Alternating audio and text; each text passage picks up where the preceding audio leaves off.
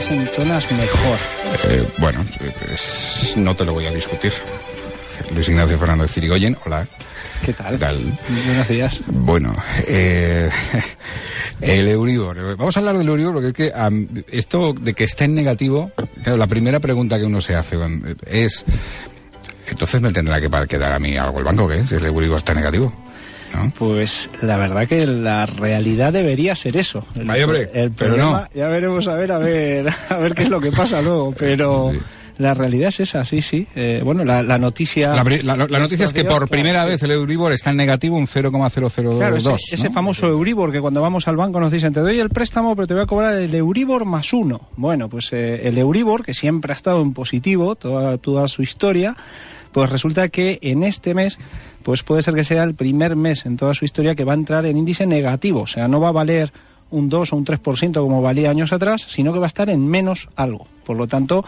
Pues claro, es una cosa que nunca había ocurrido. De hecho, fíjate, José Antonio, si no había ocurrido que ni siquiera estaba previsto en la legislación, en las hipotecas, cuando firmamos nosotros las hipotecas y firmamos esos textos tan largos y tanta letra pequeña y demás, pues no figuraba ninguna cláusula en la cual dijera que cabía la posibilidad de que el Euribor estuviera en negativo, ¿vale? O sea, que no solamente no nos cobraran el Euribor, sino que encima fuera tasa negativa. Entonces, esto cuando nos revisen, si siguiera así, cuando nos revisen la hipoteca, ¿de qué manera nos afectarían nuestras cuotas? Ahora mismo, para que la gente se sitúe, el Euribor ha entrado en negativo este mes, ¿vale? En el mes de febrero, en el diario, en el índice diario. Que esto se puede reflejar en el mes de marzo como tal, oficialmente, que el Euribor haya entrado en negativo el mes de marzo, y a nosotros nos afectarían la cuota de abril, ¿vale? En el mes de abril a nosotros ya nos tendrían que aplicar ese Euribor negativo a quien le toca revisar la hipoteca, ¿eh? Acordaros que hay hipotecas que se revisan cada 6 meses, hay hipotecas que se revisan una vez al año. Por lo tanto, bueno, si nos toca la revisión de la hipoteca para abril o meses siguientes, pues nos lo tienen que revisar de esa manera.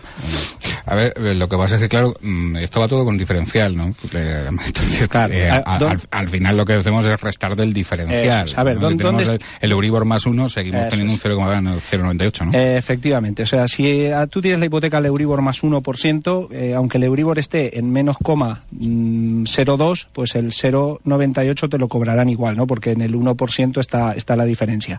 Lo que pasa que en el mercado ha habido hipotecas, por ejemplo en el caso de una gran entidad alemana, que en su día vendió hipotecas a Euribor más 0,17.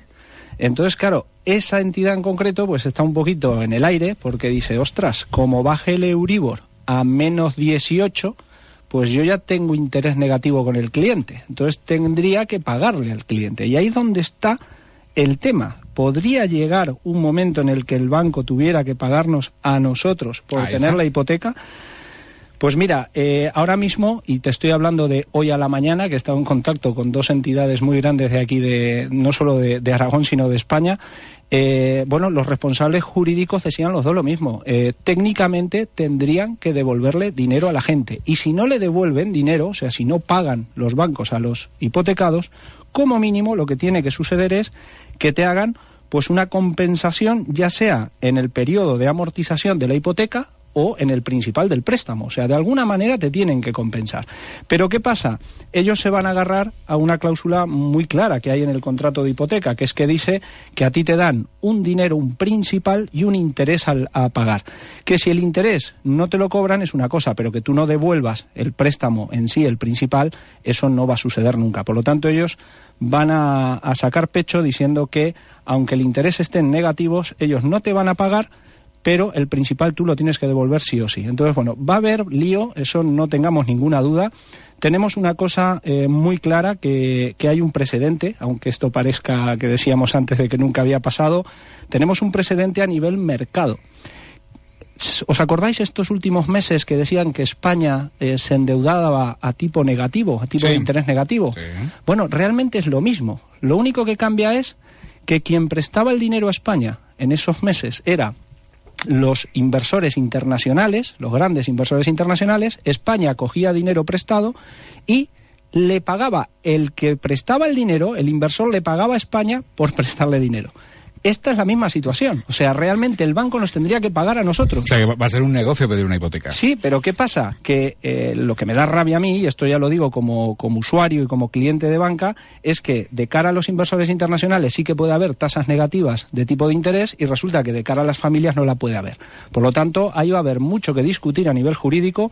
También te digo que las opciones que va a tener el cliente como tal es ir a los tribunales, y tenemos otro precedente, las cláusulas suelo. Claro. Cuando tuvimos el problema de que nos fijaban un mínimo de tipo de interés, que por cierto, quien tenga cláusula suelo, todo esto que hemos hablado no le afecta, lamentablemente, porque le van a seguir cobrando la cláusula suelo, pero cuando la gente empezó a reclamar el tema de las cláusulas suelo, los bancos tuvieron que retirarlas. Por lo tanto, en este tema que se abre una ventana muy nueva y inédita además en lo que es el mercado hipotecario, van a tener que mover ficha los bancos y cabe la posibilidad que los clientes puedan reclamar y que les tengan que dar la razón. Pues va a ser interesante. Vamos a tener huelga. Ha cogido todo el mundo con el pie cambiado, no tenían ni idea de que esto podía pasar, porque claro, están despistadísimos. Sí. Esto pasó como en lo que fue la devaluación del euro, que lamentablemente no había ninguna normativa que dijera si se podía devaluar el euro. Entonces, ¿qué pasó? Se tuvo que devaluar la economía en general, por eso bajaron los sueldos, bajaron las pensiones y bajaron un montón de cosas. Con esto pasa lo mismo. Nuestros legisladores europeos no contemplaron en su momento que podía ser que el Euribor estuviera en negativo. Desde luego, si hubiéramos estado tú y yo en ese momento, tampoco lo hubiéramos dicho, ¿vale? Pero bueno. Déjate. La cabeza da muchas vueltas, ¿eh? Muchas gracias, Luis Ignacio Fernández Irigoyen, por esta nueva lección de economía comprensible.